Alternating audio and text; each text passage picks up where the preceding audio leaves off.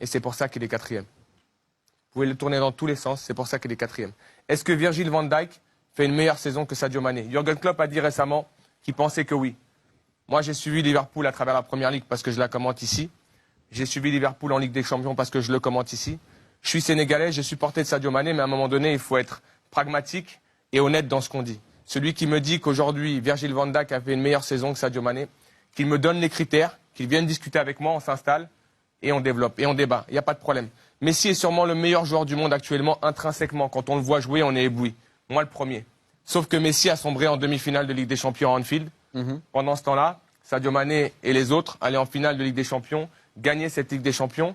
Et on a pu voir par le passé que malgré tout, lorsque vous gagnez autant de choses que l'a fait Sadio Mané cette saison, le voir quatrième du Ballon d'Or, moi je vous le dis, c'est un scandale pur et simple. Après, les gens qui ont voté, ils ont voté en leur âme et conscience. Mais si c'est voté pour dire qui est le meilleur joueur du monde ou de l'histoire, on peut voter Ronaldo et Messi encore pendant 2 ou 3 ans. Maintenant, on doit prendre en considération Sadio Mané, Mohamed Salah, d'autres joueurs d'ailleurs qui font des grandes saisons parce qu'on ne se rend pas compte à quel point c'est difficile de maintenir un niveau comme celui-ci pour ces joueurs-là et que je peux vous garantir que même si Sadio va se consoler parce qu'il a gagné la Ligue des Champions, parce qu'aujourd'hui Sadio a beaucoup d'humilité, mais lorsque vous vivez ça, que vous voyez quatrième du Ballon d'Or après cette saison-là, sincèrement, on ne peut plus croire en un trophée comme celui-ci. Faire de plus. Ouais, après, il faut rappeler une chose, c'est que dans les critères, certes, il y a le sportif, il y a les performances, mais il y a un autre critère que Charles adore. C'est ironique, c'est l'aura du joueur.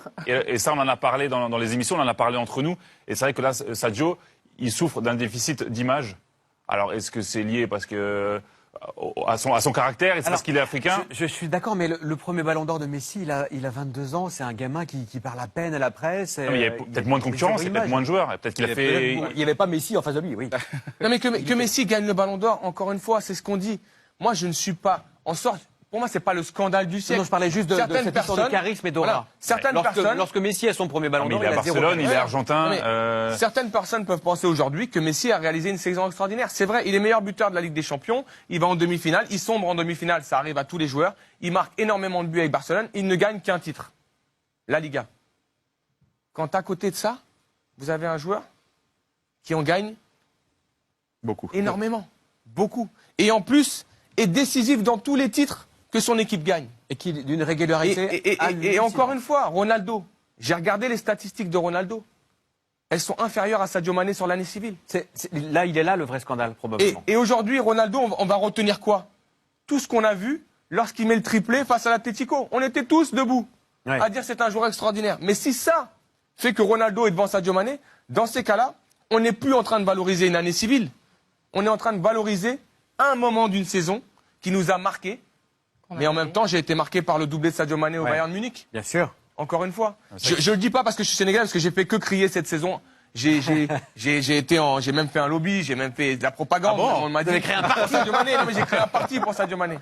Mais aujourd'hui, je vous dis, je suis pas touché qu'en tant que Sénégalais ou en tant qu'Africain.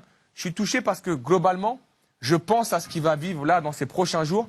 Et je me rappelle juste d'une chose. Rappelez-vous Franck Ribéry, qui avait tout gagné avec le Bayern de Munich. Ça a été le démarrage d'une longue descente aux enfers. Je suis sûr que Sadio ne vivra pas ça parce qu'il a cette humilité et cette foi qui lui permet de continuer à avancer. On se souvient que lorsqu'il a été deuxième au Ballon d'Or africain, il a eu un petit peu de mal également à s'en remettre dans les. Oui, mais il s'est remis et il se remettra encore parce que c'est un joueur important, intelligent, qui apporte beaucoup à Liverpool. Je suis sûr que, encore une fois, il a dû être touché aussi par les propos de Jürgen Klopp, qui, avant même que le trophée soit délivré, se positionne sur l'un de ses joueurs alors qu'il a 5 joueurs engagés dans le trophée. Donc il y a plein de choses qui font que j'espère que Sadio gardera en fait cette foi au travail et qu'il continuera et que j'espère que l'année 2020 sera peut-être encore une fois l'année de Sadio Mané, mais quatrième du Ballon d'Or, pour moi, je vous le dis, c'est un scandale.